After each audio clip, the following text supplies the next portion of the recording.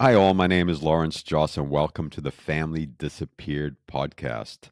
Today, we're going to continue the conversation with Larry DeMarco, the founder of the Law Center, which is a YouTube channel that has a plethora of free information and tools for anyone that's navigating the family law system and dealing with other professionals and stakeholders in the space. And he's also the founder and the developer of the Family Court Custody Bootcamp. And this is an incredible tool for any of you out there trying to navigate the family court system. It offers you perspective, legal and emotional, of how to navigate this stuff, how to educate yourself, how to resource yourself. It's a must watch, and it's something to incorporate immediately into your life. And even if you've been through the court system, it's definitely something that has changed my life and has given me different resources and perspective for some of the stuff that I went through.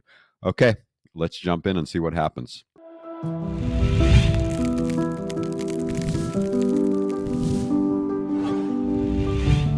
So, part of my story is my ex wife at the time had asked me to leave the house.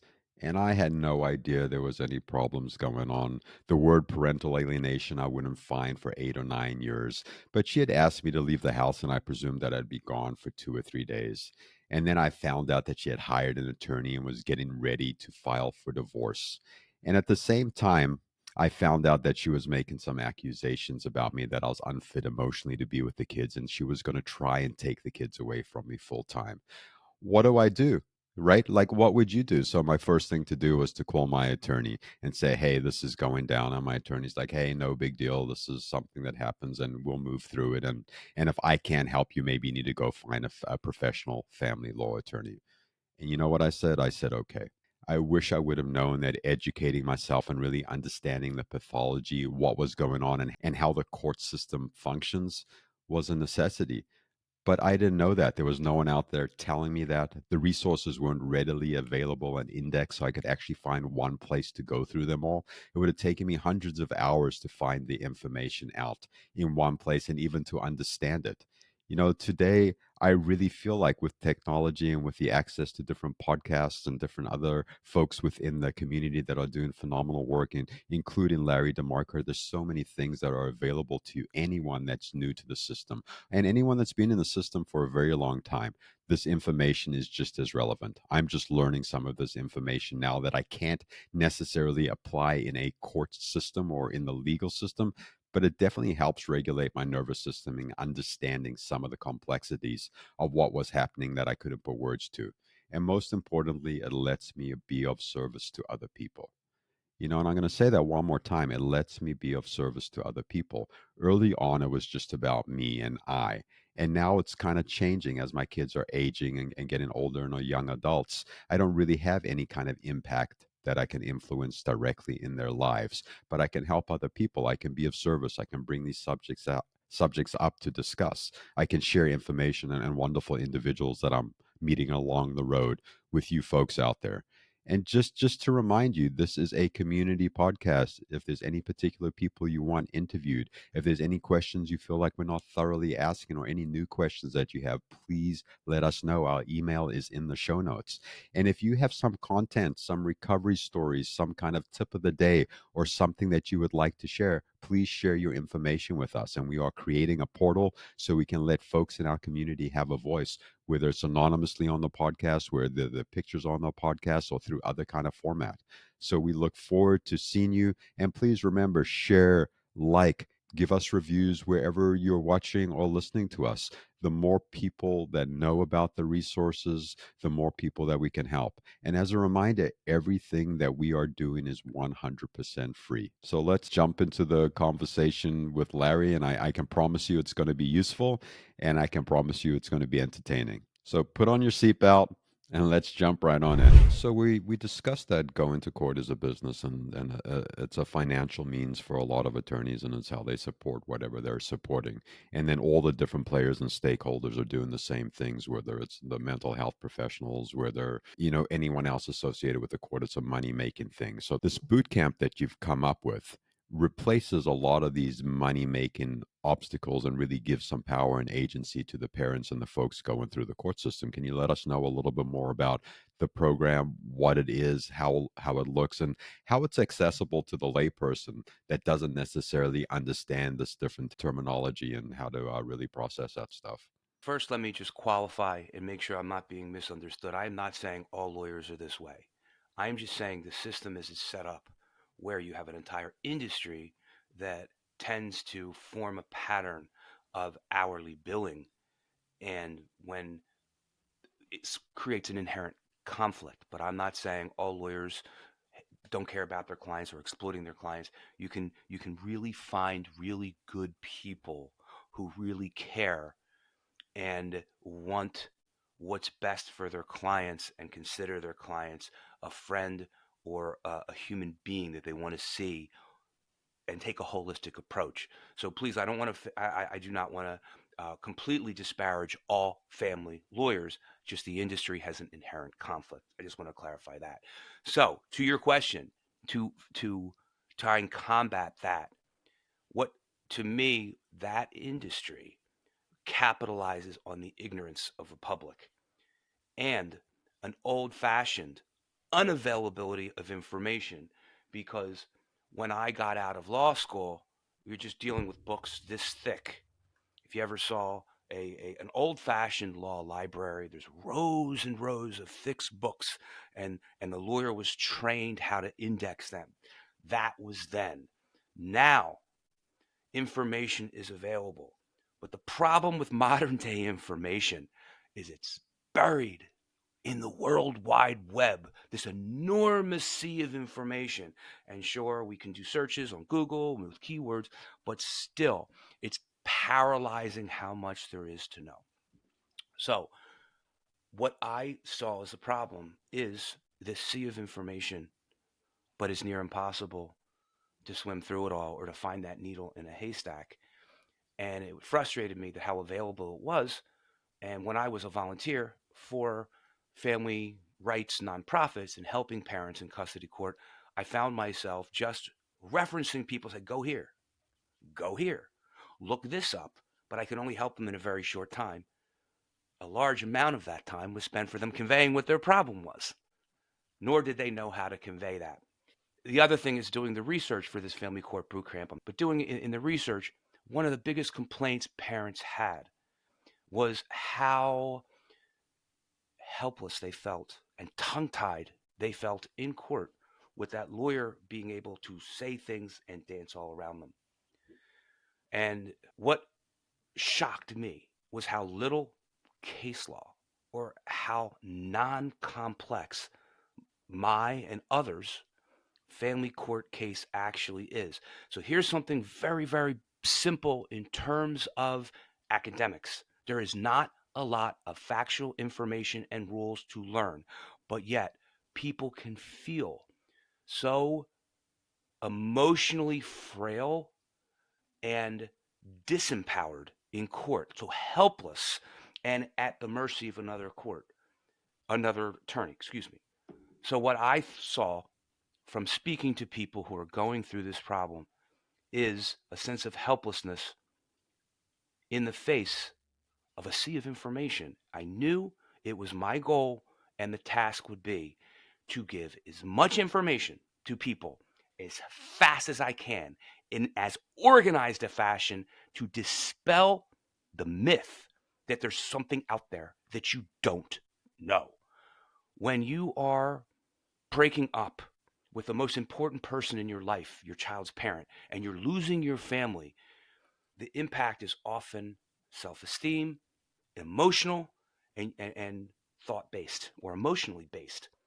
And so that when you have to represent yourself because you don't have the funds to retain an attorney, or an attorney took all the funds that you had that should have been enough, but they're not because you're in a high conflict situation, the solution to me was information. For me to show people what that lawyer knows, how that lawyer got it, and give you the path where you can take to learn as much as you possibly can efficiently, quickly, effectively, so that you know what that lawyer knows, and then you feel empowered to be able to arm yourself when you go to war on behalf of your child and family. So just a clarifying question on the boot camp. If people take the boot camp, they go through the modules, they learn as much information as they can, they feel as empowered as possible. Does the boot camp actually help them go to court and represent themselves? Does the boot camp prepare them for court? How does that relate to what actually is going to happen in the process, in your opinion? The first thing is I went through my education and I went through all my experience of being a self-help desk helper, volunteer, and family law lawyer, but I never had a real uh, a thorough or primary family law practice. I just dabbled. Disclaimer that I was not an active full-time family lawyer, but I was a client and I do have my law license and I know the law. I don't have hundreds and hundreds of cases to draw experience, but I know all the law and it's simple. So yes, I teach everything. I the whole purpose of the program was for me to tell you everything I know. I don't I completely go through the education and case law or all the areas of law that someone needs to know or what a family law lawyer needs to know. All the law school courses, training, information that I got in law school, college, after law school, the research that I handled, everything you need, including trial advocacy, rules of evidence for you to be able to at least know what that lawyer knows. Now, you don't have that experience, so you're not going to be necessarily um, able to be a lawyer. But because you know your case better, you also almost even up, you balance things out because you have your case memorized. The lawyer just looked at a file for a couple hours. Otherwise, they're really billing their client an enormous amount. So, yes, I do teach everything, but I do not recommend that you go to court by yourself if you can avoid it. Okay, so again, just digging a little bit deeper into that, you don't recommend that people actually go into court themselves. Are there certain times when you say, yes, have an attorney, you have to have it for X, X, X, and Y, and then A through Z, you can actually do at home by yourself, fill this out, fill that. You don't necessarily need someone holding your hand through the process. Can you give me some kind of delineation so people can have a little bit clearer understanding? Yes, I want everyone to be aware that there's a study that suggests a professor conducted a study, a controlled study, where they gave the same fact pattern to both a man and a woman with a lawyer and without a lawyer. And they requested professionals in the court system to score what they saw. What case was stronger? And there was a substantial benefit markup in judges, their perception of the exact same factual case presented in the exact same manner. They gave the benefit to someone with an attorney versus without an attorney. So you're at a disadvantage, not because you're not representing yourself as well. It's a social construct, being a self-represented litigant, that you're at a disadvantage to someone with an attorney if all the facts and all the evidence presented is the same. Because of that, you are better off paying what I call a limited scope attorney, which we can get into later. But I don't recommend that you do it on your own.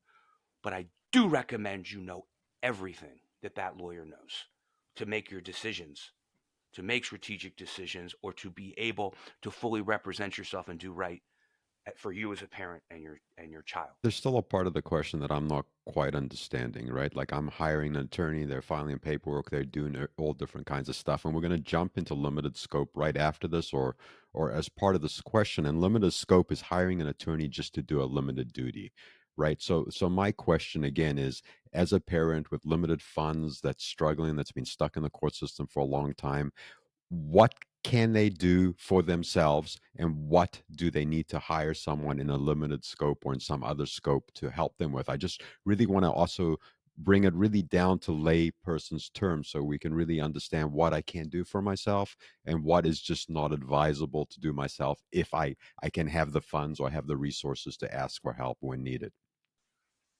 So I'm going to now risk antagonizing you and your audience and give you a lawyer answer. It depends, but it does.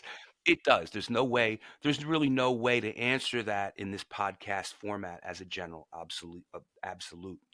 But what I want you to realize is what being a lawyer means is that you quote unquote pass the bar and you have a right to represent a third party. As a client, you have the right to represent yourself. So you technically do not need a lawyer, but in my program, what I teach you is to be how the best client. I am not teaching you to be a lawyer.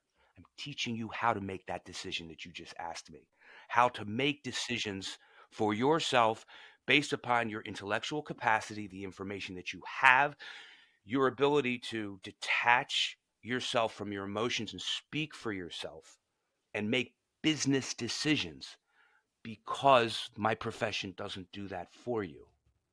So you need to do that for yourself.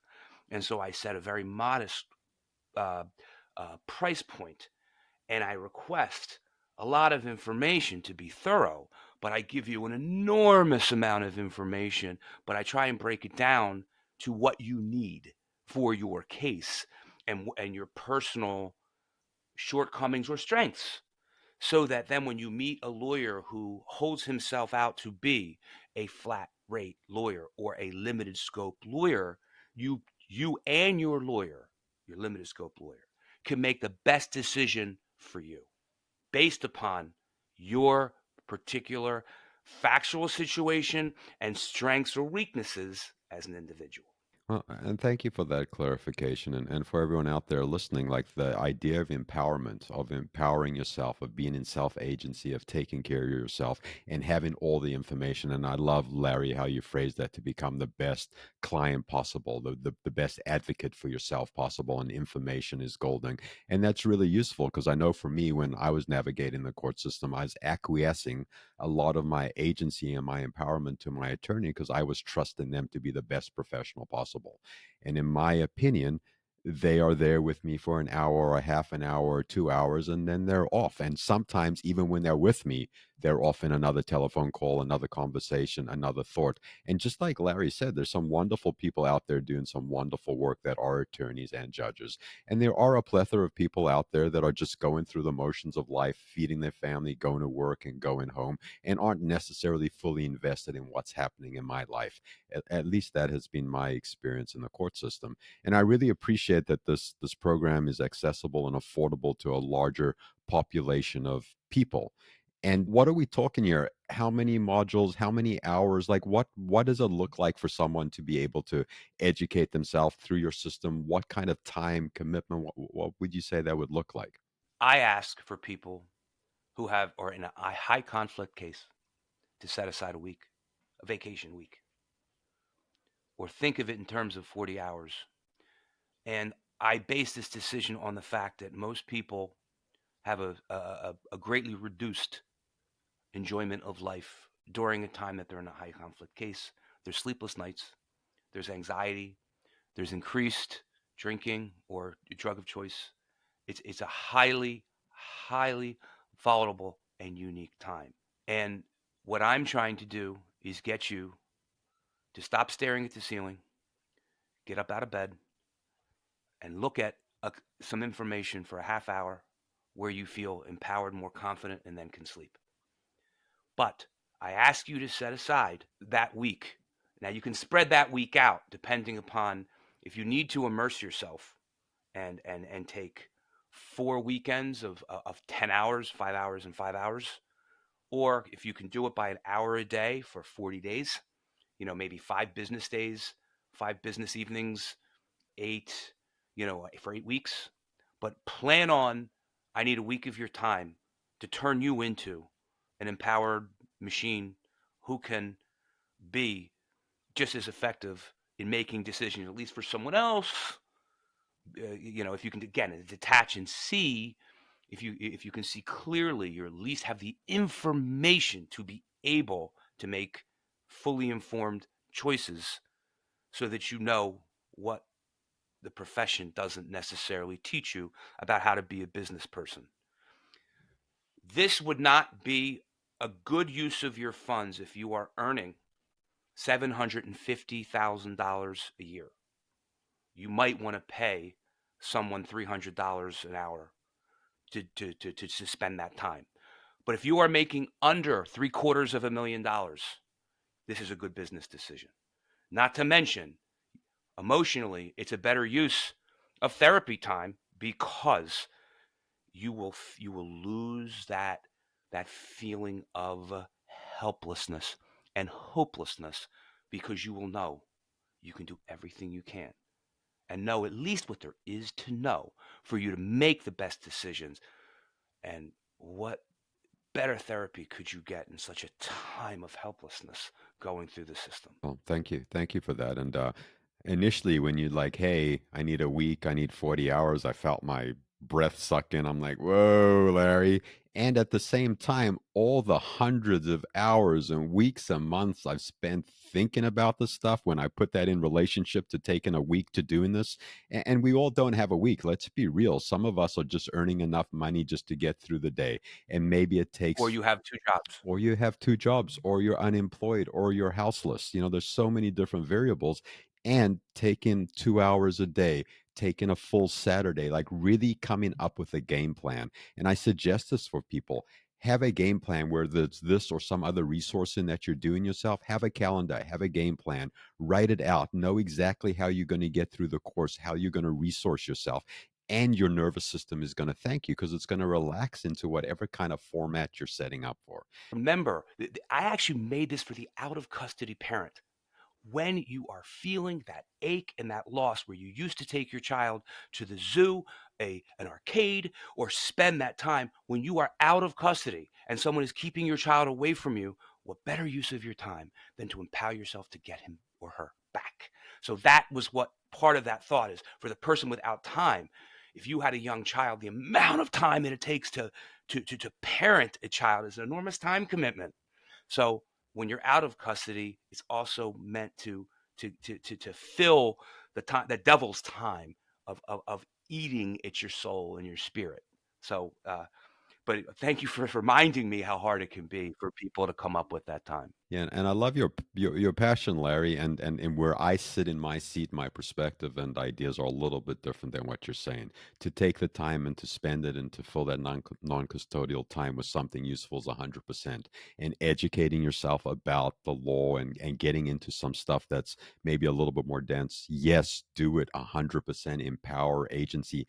And at the same time, this mental health issue with having resources, having community, having people to laugh with, having people to talk with, having people that have lived experiences at the same time as you're trying to digest something really dense like this is what I suggest from a personal recovery standpoint. And I feel like there's a hybrid mix of getting through some of these really dense, sticky things, but resourcing yourself. As Larry's saying, when you get into the family court system, like, you want to be as articulate as you can, you want to be as grounded as you can, and you want to be as prepared as you can. And the information and the boot camp that he's offering is going to give you a huge amount of that. And you're going to have to be working on your interpersonal relationship with yourself spiritually and emotionally. They are not separate. They're part of the same parcel, and they're presented as different access points, but the both things go together. And in your experience, Larry, like, just tying in this mental health, personal interpersonal work that needs to happen in conjunction with educating yourself about the family law system. How does that land for you? And what couple thoughts do you want to share about that? Sure. How it lands for me, first of all, thank you for the question and thank you for being so mental health focused. I wanted to be a psychologist. I'm a frustrated psychologist and, one at heart. And I found myself putting in the mental component, mental and emotional, it's both, and focusing on parenting as a custody litigant. And it ties in. I'm allowed to do this because as an attorney, I need to coach for witness preparation. You have a better case and you are a better witness if you are taking care of yourself. You will appear better, you will appear calmer, more self sufficient, and able to parent if you are taking care of yourself, cutting down on your drinking or whatever intoxicant, behaving well and not self destructively entering good relationships, having a good support network, you are showing that you can be a better leader and role model for your child.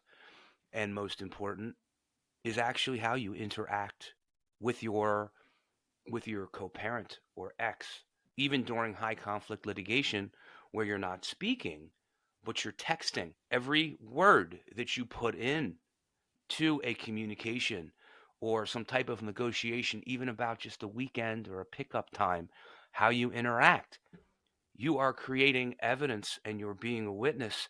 So your self care, your emotional well being is critically relevant in what you are putting down in writing, what mindset, what approach.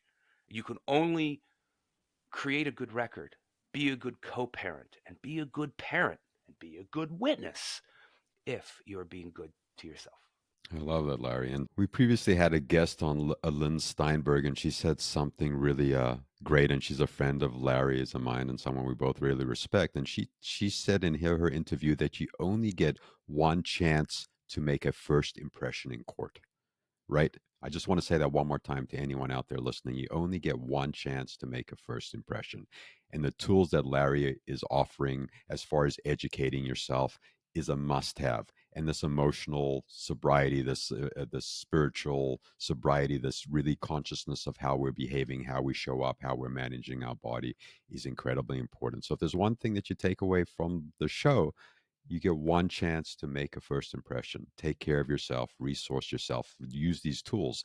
And these tools are new tools. They weren't available for me. They weren't available a year ago, 2 years ago. The show wasn't available to educate people and bring on parents from all different aspects and professionals to let you know what puddle not to step in. So I think this is a really cool opportunity for all of you. And I've got a couple of other questions here, Larry. So before we jump into my final questions, this idea of the one on one model, one attorney, one client, why does that not work in your opinion? It's inefficient.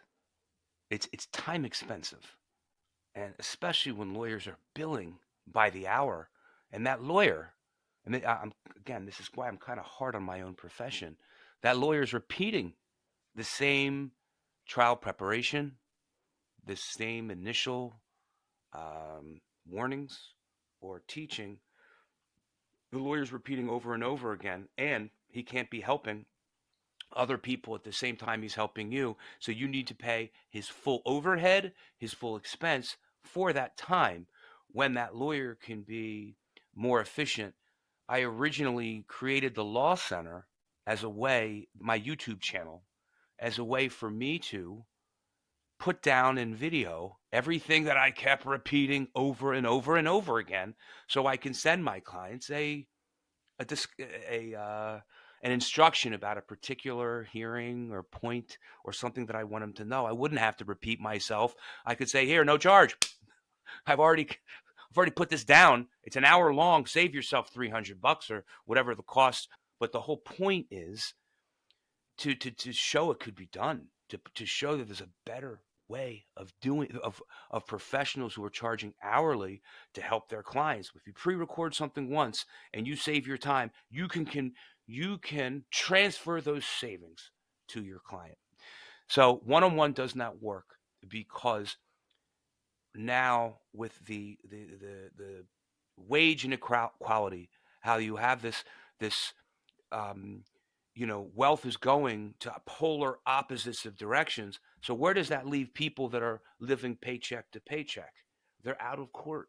They cannot afford that one-on-one business model, but that they can afford a limited scope lawyer or a program that teaches you everything you need to know to be a good client. So I'm having an internal chuckle as we're having our conversation, Larry, because this is part of me that really likes efficiency. There's this part of me that really likes getting through stuff and moving through stuff in a really efficient and useful way. And a lot of this podcast came out of the idea of efficiency. Like, how do we get to share as many ideas as possible with as many people as possible and make the largest impact? And also let a lot of people that are on the margins have access to something that most people can get access to through a telephone or some other device. but I'm really enjoying your passion about efficiency and delivering something to the most people possible. And I want to acknowledge all the energy and work that you put into to make this available to people, and really, really thank you for that. And I got a couple fun questions here to end up with. While you're pausing, I want to acknowledge you in the same passion, in the same fashion. Your manner is mild mannered and mellow, but the passion that you have for you to put together this operation that you're putting, you're just doing it in a more common way. I'm Italian. We have, or I have this energy for 10 people, and yeah, it's genetic. So, but you're just as dedicated. And I want to acknowledge you right back for everything that you do in your nonprofit. Thanks, Lawrence. That's very kind, man. So, if you could dream for a second here, right? We both acknowledge the family law system is dysfunctional, is not operating at any kind of high output. What would be the fix for the family law system? What could it look like if we could dream as outlandishly as possible? What would be your fantasy family law system if you could throw that out if you're open to that?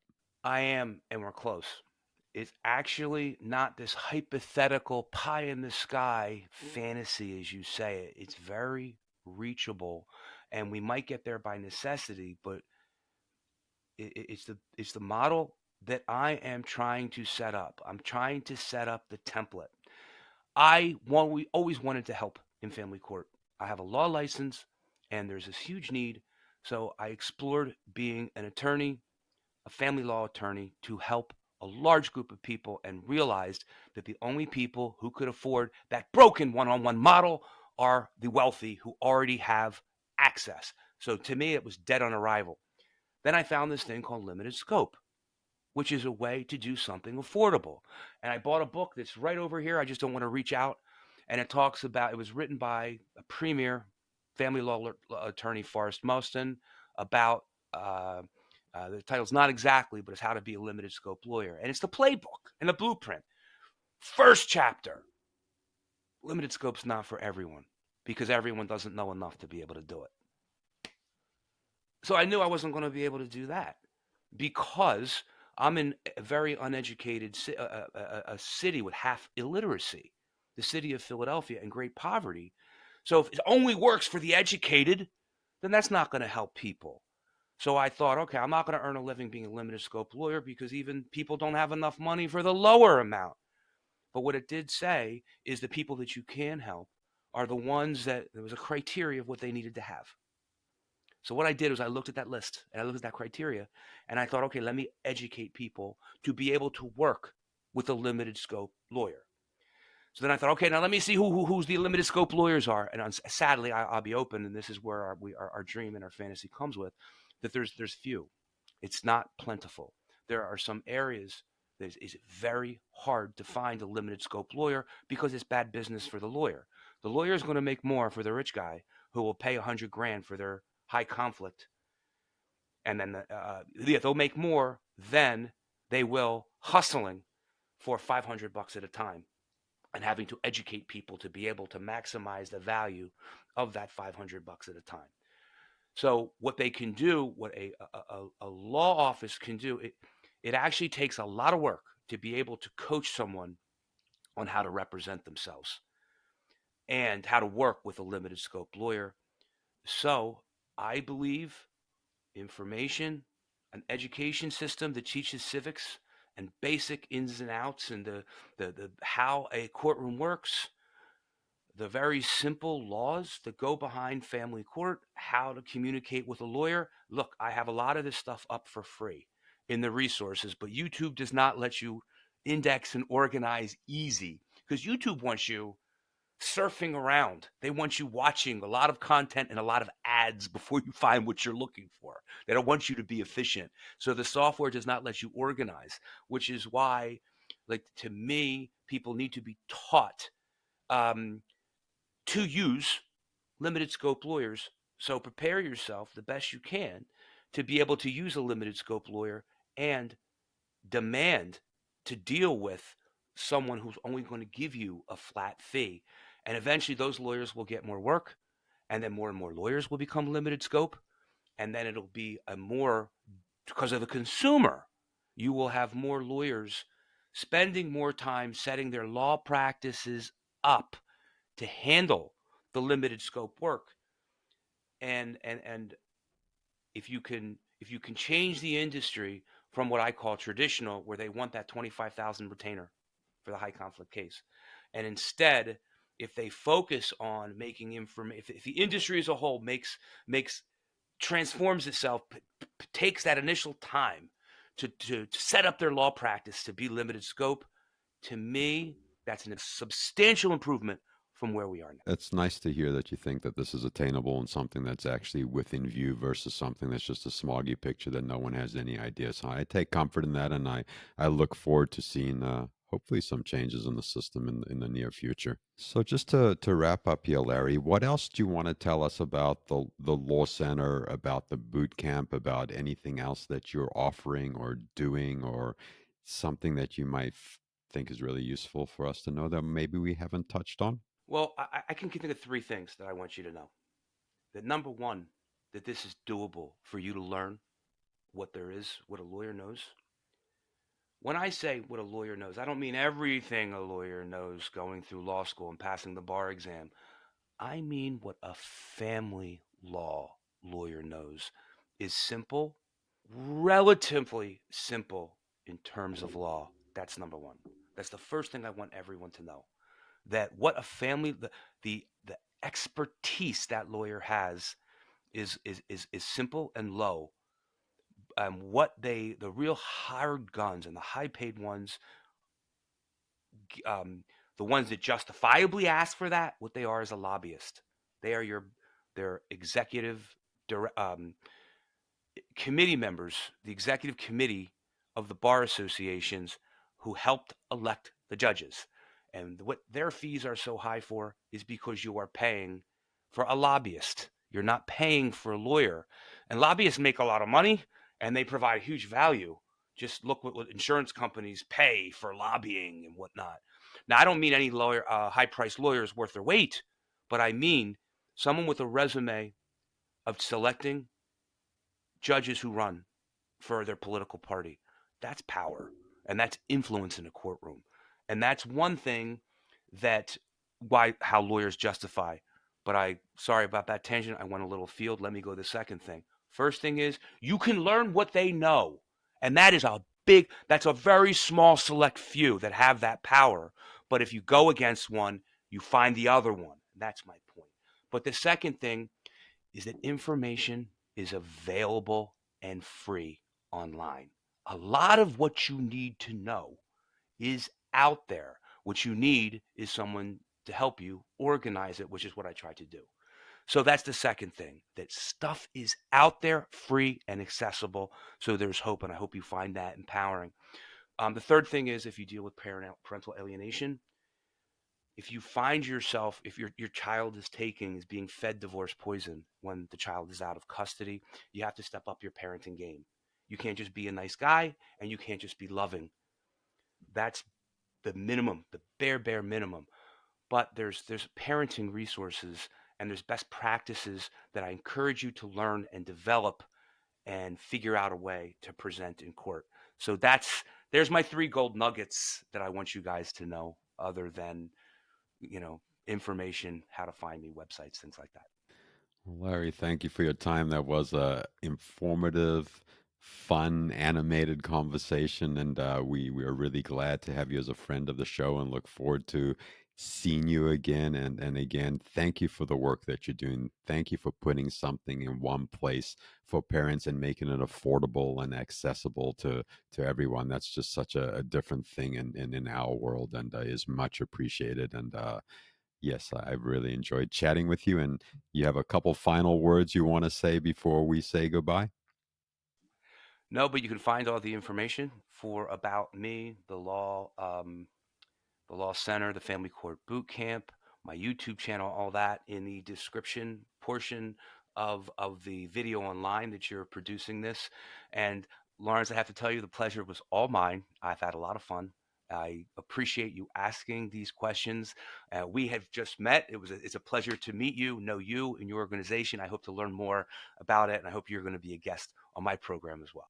I look forward to that, Larry. And you have a beautiful day, and I will see you around the neighborhood. You as well. Wow. I need to take a little breath here for a second. That was a lot of information and a lot of fun. I really appreciate Larry's animation and engagement. It feels really good. And it's also wonderful to know that there's some great people out there doing some great work and acknowledging that that accessibility and finances are really a barrier to a lot of people entering the conversation, a barrier to a lot of people getting help. And this isn't a fix all, but it is definitely a wonderful resource out there. And hopefully that the community really appreciates it. And please remember to share, like, give reviews, be part of the community. And I want to remind you that we have a free 12-step program, PAA, which is Parental Alienation Anonymous, 14 meetings a week. Jump on into the community. It's an unbelievable resource and an unbelievable place to find some folks that are sharing similar experiences. And I know for me, I couldn't do any of this stuff by myself. And we also have the Family Hope Project. And the Family Hope Project is a virtual online art gallery that advocates and educates people in the space to let them know what's going on. And I feel like the more organizations and the more people we can get to contribute to this portal, the more we can actually push this message forward all over the world and in our communities. And if you want to learn more about Larry, please check the show notes, his website, his YouTube channel, and a plethora of other informations in there. And he's also given everyone that's listening to this podcast a 1/3 discount off the $600 price he has on his teachings and trainings. So please take advantage of that. The code will be in the show notes. And also to honor that not everyone has the resources and the availability of time to jump fully into the course, he's also offering everybody a free ebook. And an ebook will point you in directions where to get a lot of this information for free, where you can go scour the web, and he tells you what to do, where to go, also gives you some other resources that you're going to want to use and read up on and watch. And some of this content's in the paid subscription, but not all of it. So please take this opportunity and subscribe to Larry. You'll get the free ebook. Or for some reason you don't enjoy being subscribed to a bunch of stuff, just unsubscribe. But definitely take advantage of the free ebook. And again, it's made for folks with less resources. And I really hope you enjoy what he has to offer. So, what a great show. Next show, you'll be getting a little bit more of just me, and we'll be talking about some nuances of parental alienation. We'll be talking about some other resources that are going to be coming online and onto the podcast soon. And I can't wait to see you. Thank you, everyone, so much for all the support and love. And yep, let's keep going and see what happens next. I will see you soon. Thank you.